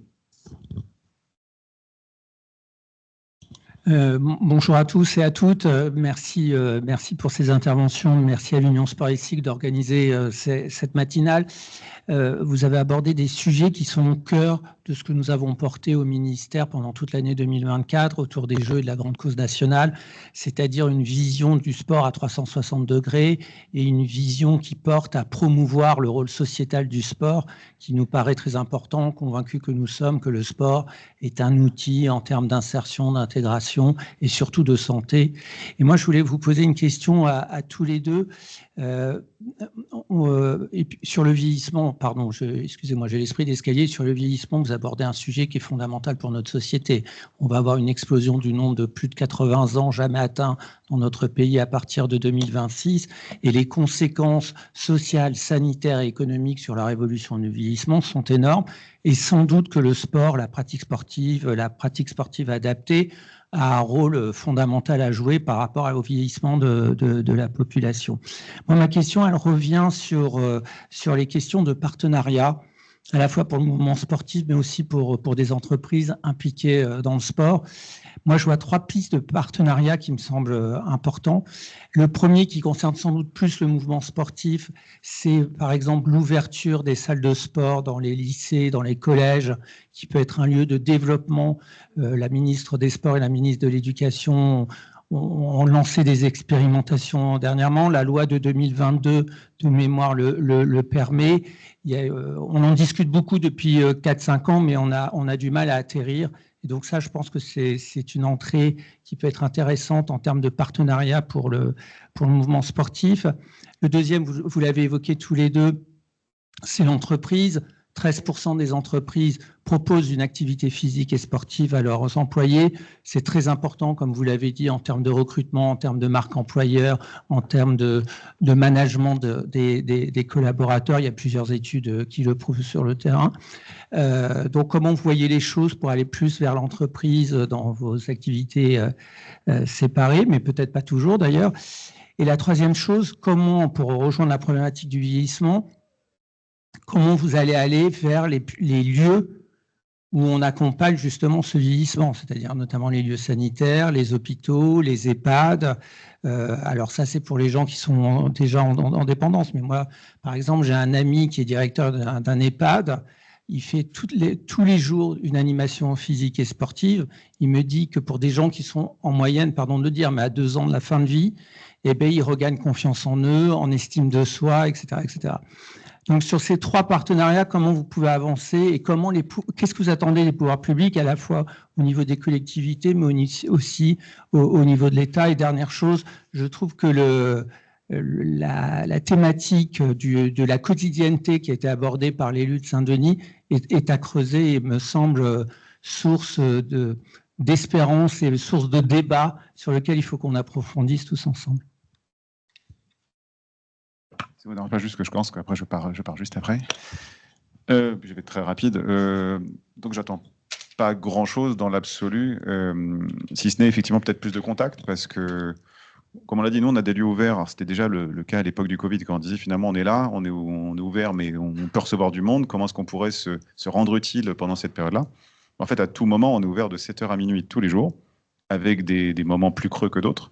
Donc, en fait, on est globalement ouvert sur ces moments-là à accueillir tout type de public, à partir du moment où ça rend service à quelqu'un pour des facturations très légères, hein, voire parfois même inexistantes, puisque ça fait partie aussi on est société à mission, donc dans ce cadre-là, on s'engage aussi à intervenir de façon bénévole pour favoriser la pratique sportive à tous âges, à tout public, pour effectivement rien. Donc aujourd'hui, on est en contact avec des IME, on est en contact avec certains centres sociaux, mais c'est pas suffisant. En effet, on parle du grand âge, ça peut, je ne sais pas si l'escalade est toujours le sport le plus adapté, mais peut-être plus que le rugby, ça c'est certain. Donc globalement, On est capable en effet de s'adresser à tout type de public. On a des moniteurs qui ont des créneaux libres aussi. Honnêtement, de ce point de vue-là, nous, ce qu'on attend, c'est parfois des sollicitations pour dire, voilà, on a cette problématique-là, on ne sait pas comment mettre au sport tel type de public, telle région, telle zone, etc. Qu'est-ce que vous pouvez nous proposer? Parfois, rien, c'est pas grave. Mais parfois, au contraire, je pense qu'on est capable d'être créatif pour se rendre utile et gagner en visibilité. Ça reste effectivement gagnant-gagnant, puisque ça fait parler de nous, ça rend service à d'autres, et ça occupe surtout, encore une fois, des créneaux qui, encore une fois, ne sont pas utilisés. Donc oui, au contraire, c'est plutôt de nous solliciter à travers l'Union Sport et Cycle, à travers peut-être même d'autres acteurs.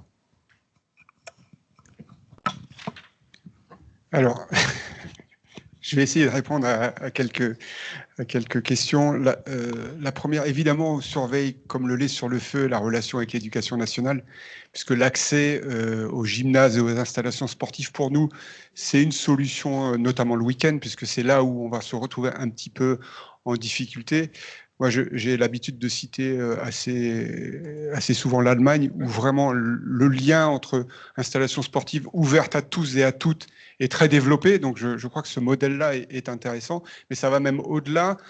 Pour avoir pratiqué beaucoup de football, c'est vrai que quand on pratique le football entre copains, c'est difficile d'aller sur un stade, c'est difficile d'accéder à un terrain de jeu. Alors ça s'est beaucoup développé depuis, mais il y a quand même ce point de difficulté qui bloque, à mon avis, la pratique sportive sur la relation vieillissement et accession, ou donner l'accession à...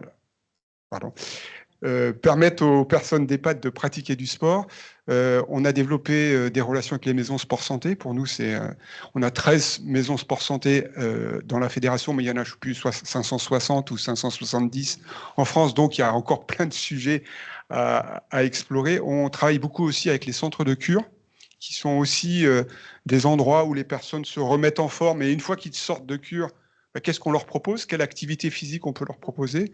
Donc, on a essayé de monter des partenariats, notamment avec le centre de cure de Ballaruc, qui est du côté de Sète, de mémoire. Donc, ces sujets-là sont à explorer. Après, la difficulté, on reste une fédération, et une fédération, pour résumer, c'est une centaine de salariés et c'est 15 000 bénévoles. Donc, c'est la question qui se pose fondamentalement, c'est comment on attire des bénévoles, comment on les forme, comment on les motive pour développer leur club, pour créer la relation avec les élus. Et le lien sociétal, il se fait là également. Donc, il y a toutes ces questions-là qui viennent d'actualité pour notre fédération. Et puis, j'avais une dernière petite remarque, c'est que sur l'aspect genré aussi, nous, on a 92% de licenciés femmes. Donc, c'est elles qui, naturellement, viennent vers le sport santé, qui vont parfois aller chercher leur mari ou leur conjoint pour les amener vers le sport santé, mais naturellement, ils ne viennent pas. Donc, il y a vraiment cette question centrale pour nous, c'est comment on arrive à rééquilibrer. On est un peu à l'opposé peut-être de certaines fédérations. Comment on arrive à rééquilibrer le genre. Et je crois que le lien social, le lien sociétal qu'on développe est une façon d'y arriver. Merci beaucoup. Alors, si vous avez d'autres questions, vous pourrez les poser en aparté, enfin pas en aparté, juste à la fin de notre moment. Allez, une dernière question et après je pose ma question de conclusion pour tenir les timings, Evelyne. Merci déjà de cette... Evelyne Siriégi, je suis présidente du comité olympique de la région Île-de-France et présidente de la conférence de l'Alpe du sport. C'est important parce que je pense qu'on touche du doigt un secteur sur lequel on n'a peut-être pas pris toute la mesure. Moi, je suis très intéressée par ces questions de ce matin, parce qu'encore une fois, je suis sur le terrain, évidemment, peut-être plus qu'une fédération, parce qu'en fait, on est beaucoup plus transversal qu'une fédération qui est très verticale.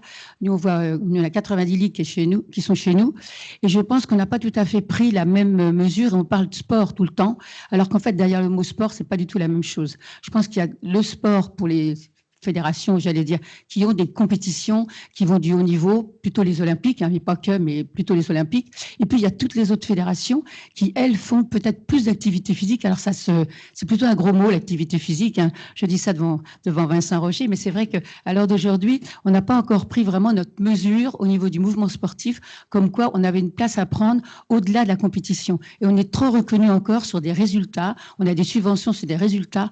Or, il y a des fédérations qui font des très belles choses. Alors, il y a le PGV, hein, mais pas que, je crois qu'il y a beaucoup d'autres fédérations qui font effectivement du sport, mais d'une autre manière et qui répondent peut-être plus facilement aux différentes pyramides des âges et qui peuvent peut-être faire des partenariats, comme les HM tout à l'heure, avec les collectivités territoriales, avec des évolutions qu'on doit mettre en place du plus petit, c'est-à-dire du plus jeune à partir de 4 ans, à partir de 4 mois, on commence à faire de la natation avec les bébés nageurs et on enchaîne jusqu'à une centaine d'années. Donc, du coup, je crois qu'il faut qu'on se pose les bonnes questions et qu'on reconnaisse les valeurs du sport dans toutes ses dimensions. Et c'est peut-être là où, justement, on n'a pas assez pris les mesures auprès des territoires le plus localement possible. Je pense qu'au niveau départemental, c'est presque le bon niveau pour pouvoir permettre à tous de s'investir dans une dynamique sportive, physique et faire du sport derrière avec de la compétition si besoin. Mais je pense que c'est là où on n'est pas très bon, c'est qu'encore une fois, on n'a qu'une facette et à mon avis, c'est l'iceberg qu'on voit,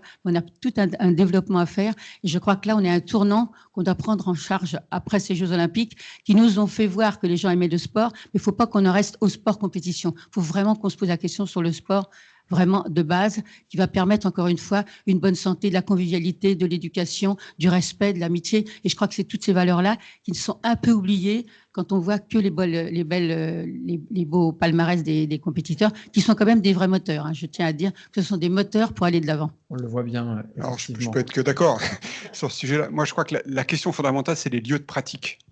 Comment on arrive à multiplier les lieux de pratique? Et Vincent posait la question du sport en entreprise. L'entreprise, c'est aussi un lieu de pratique. Et il faut aussi que les fédérations soient capables de rentrer sur les entreprises, sur l'extérieur, sur la mer, sur tous les sujets de lieux de pratique, une fois qu'on va les développer. Moi, ce qui m'intéresse au niveau de la fédération, ce n'est pas le nombre de clubs, à la rigueur, hein, puisqu'de toute façon, globalement, ils baissent. On a des plus gros clubs et des clubs de plus en plus gros, mais finalement, on en a de moins en moins. C'est combien de lieux de pratique on a? À quelle distance se trouve quelqu'un qui veut faire du sport d'un lieu de pratique? Et c'est vraiment ce sujet-là qui doit être questionné fondamentalement, à la fois par les fédérations, à la fois par l'État, les collectivités et également par le secteur privé. Merci beaucoup. Alors, j'en arrive à la même question de conclusion que je vais vous poser à tous les trois. Je vais vous demander d'essayer de faire le travail impossible, mais le travail toujours intéressant de prospective, compte tenu de l'évolution de cette pyramide des âges qui arrive, qui est déjà là, mais qui va continuer dans les années à venir. Pour vous, quelles conséquences réelles ça va avoir? Quelle est la conséquence la plus importante que ça va avoir sur la pratique sportive et sur justement l'organisation que doit avoir le sport en France pour répondre à ces évolutions? Vaste débat. Du point de vue de la démographie, de la sociologie, je dirais que je vais toujours aller aux deux extrêmes en fait. Je pense que d'un côté, on va avoir cette génération de quinquados là, qui va finalement vieillir et qui va vieillir normalement en meilleure santé que ce qu'on a aujourd'hui. Donc, on risque d'avoir et qui veut vieillir à domicile. Hein, il y a des EHPAD, effectivement, je les connais bien, mais de plus en plus, les gens souhaitent vieillir à domicile et se donner les moyens. Donc, cela, je pense qu'on va aller vers la pratique sportive qui va aller vers des 60, 75, 80 ans. On va continuer à proposer des choses et effectivement, ça interroge ce que disait Madame à l'instant. La grande question, c'est qu'est-ce que c'est que le sport? Le sport, c'est quoi? C'est une activité sportive, c'est une activité physique, c'est de la compétition. Enfin, quelles lunettes on chausse? Et voilà, toute cette génération va aller vers ça. La Gen Z dont on parle, elle va prendre la place des quinquados bientôt. Hein. Et elle est intéressante parce qu'elle a un rapport au travail, effectivement, qui est extrêmement différent. C'est clair, c'est des jeunes qui sont nés en pleine crise, qui ont fait leurs premières expériences professionnelles avec des stages à rallonge et pas payés, donc qui finalement n'ont plus envie de s'engager parce que l'entreprise ne s'engage plus comme elle pouvait s'engager pour les générations précédentes, et qui, à un moment donné, développent un discours et puis des valeurs, de se recentrer sur soi. Et effectivement, je me souviens d'un entretien avec un chef d'entreprise assez prestigieux, me disant, mais moi, quand je reçois aujourd'hui des jeunes pour les embaucher, la première chose qu'ils me disent, ok, très bien, je vous préviens, moi le mercredi, de toute façon, j'aurai mon yoga, mon truc, etc. C'est même pas la peine de compter sur moi, je serai pas là. Et il y a des négociations comme ça qui se font aujourd'hui de manière surréaliste pour ceux qui embauchent et qui ont 50, 60 ans et qui vous disent tous, mais on les comprend pas. En fait, on peut très bien les comprendre. Simplement, ils sont un peu effrontés, ils ont le courage de leurs opinions, ils le disent, et ils remettent souvent le bien-être, finalement, la question du bien-être, du rapport à soi, et la question du sport sur le devant de la scène, parce que c'est rarement pour des questions de pratique artistique. C'est en général pour des questions de pratique physique, voilà, de bien-être. Cette génération, c'est celle qui va arriver. Et effectivement, ça pose la question des lieux. Et je pense que c'est le bon échelon, enfin, cette question de se poser les lieux, parce que comment on va faire finalement les personnes. Est-ce qu'on va aménager, j'allais dire, les espaces pour que les populations vieillissantes puissent se déplacer? Aujourd'hui, contrairement à la Suède, en France, on n'a pas timé nos feux rouges. On n'a pas d'endroit où on peut se reposer de bancs. Hein. On a lutté contre les SDF comme ça, hein, en enlevant tous les bancs. Mais de l'autre côté, on a une population vieillissante qui arrive, et pas forcément très vieille, très âgée. Mais à un moment donné, on a un rayon de marche qui se réduit, on est fatigué, voilà. Et cette accessibilité va faire la poser et envisager la ville autrement. Parfait, merci beaucoup. Shems, peut-être avant Philippe? Oui, Shems, c'est ton père. Il est ton père avec moi. Oui, je suis là, j'écoute attentivement. Oui, non, mais rapidement, moi, je vais rester sur les principes qu'on essaye de développer. Il y en a trois gros principes. Le premier, c'est vraiment cette fameuse co-construction. Je le vois, moi, au quotidien. Vous savez, je suis moi-même, comme vous l'avez dit, issu du mouvement sportif. C'est une partie de ma vie. Et que, malheureusement, on est quand même une des politiques publiques qui demande le moins aux gens leur avis. Il faut que vous le sachiez, il y a des études qui ont été faites par des gens très sérieux sur le sujet. C'est qu'on a une tendance à vouloir faire à la place des gens par envie et par voilà. Donc je pense que la co-construction avec les concernés, en plus ils ont le temps pour ceux qui sont à la retraite, donc il y a des choses à faire. Et pour la génération un petit peu sport urbain et tout ce qui va avec, c'est aussi leur demander un avis parce qu'ils refusent justement cette fameuse autorité. Ils refusent qu'on leur impose des choses. Ils veulent donner leur avis. Et je pense qu'il faut les utiliser. Il faut utiliser cette force-là parce que c'est une force d'être autonome et de vouloir construire les choses. Donc ça, c'est le premier point, la co-construction. La deuxième, qui me vient moi très très rapidement en tête, c'est ce fameux partenariat public-privé où je pense que c'est des enjeux tout particuliers avec les maisons de retraite qui sont pas publiques, avec les endroits qui accueillent ces publics-là, ou de l'autre côté pour la génération des sports urbains, ils fréquentent aussi beaucoup d'endroits privés dans leur quotidienneté. Donc c'est le partage de data, le partage d'infos qu'on fait jamais, qu'on soit ou très rarement.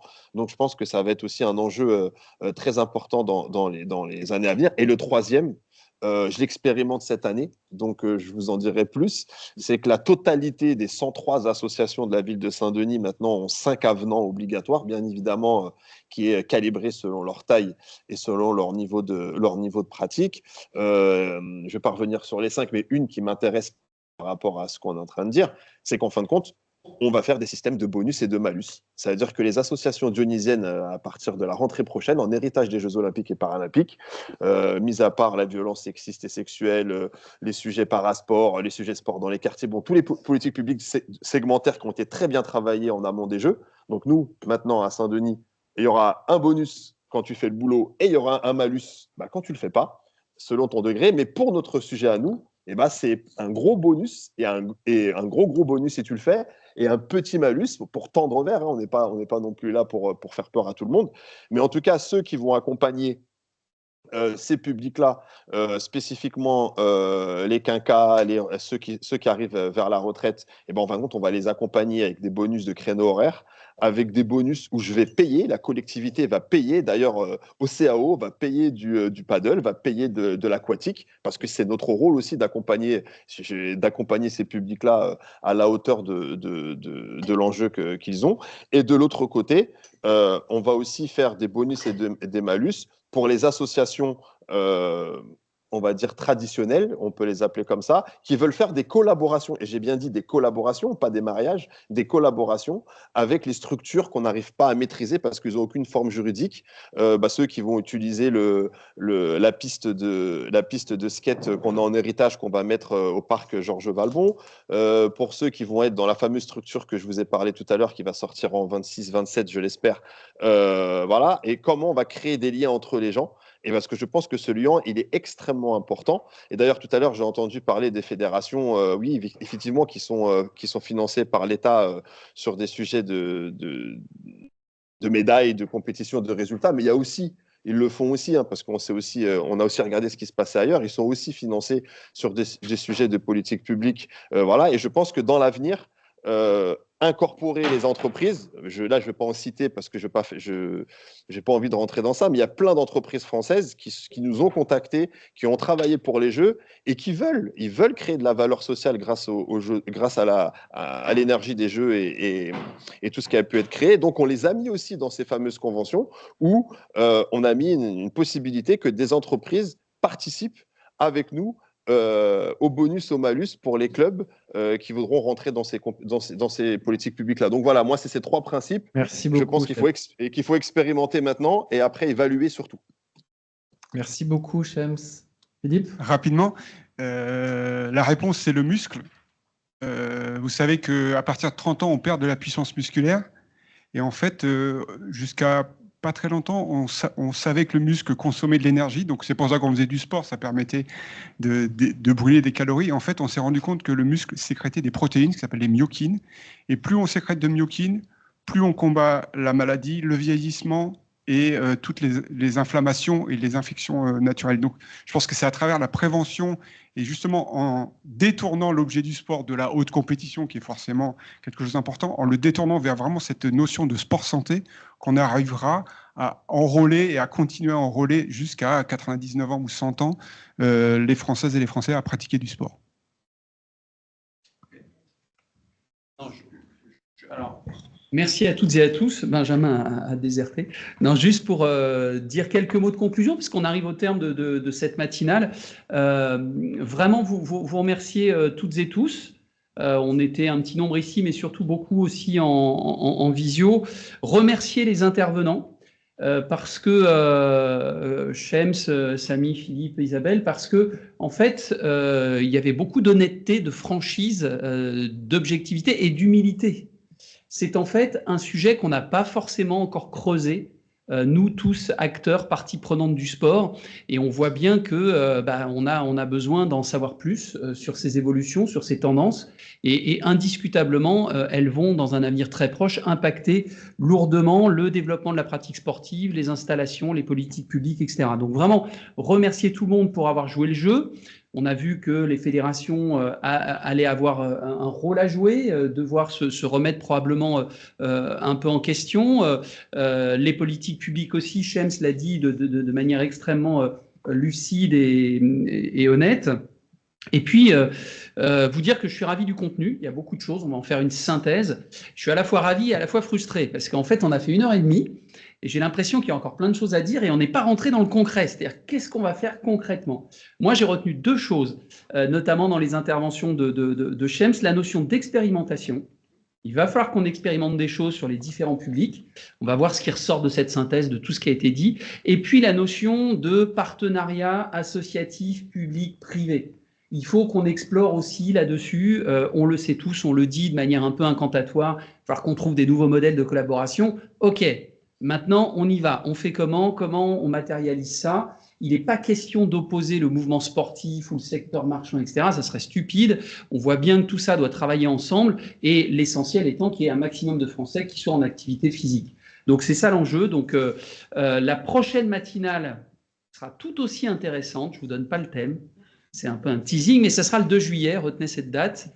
Mais on n'en a pas fini sur le sujet de la pyramide des âges et des activités sportives, parce qu'on a encore à creuser le sujet. Merci encore à vous tous d'être présents. Et on vous dit donc au 2 juillet pour la prochaine thématique. D'ici là, vous aurez reçu évidemment la synthèse, peut-être avec quelques pistes d'exploration qu'on soumettra à l'ensemble des acteurs. Il n'est pas question que nous, on s'approprie ce sujet-là. Ce n'est pas l'objet des matinales. L'objet des matinales, c'est d'essayer justement d'aller vers cette co-construction. Evelyne disait à juste titre que c'est un peu l'esprit de la nouvelle gouvernance du sport, hein, l'agence, les CRDS, etc. Donc, essayons d'apporter aussi notre contribution à ces réflexions collectives. Merci à toutes et tous et puis bon appétit.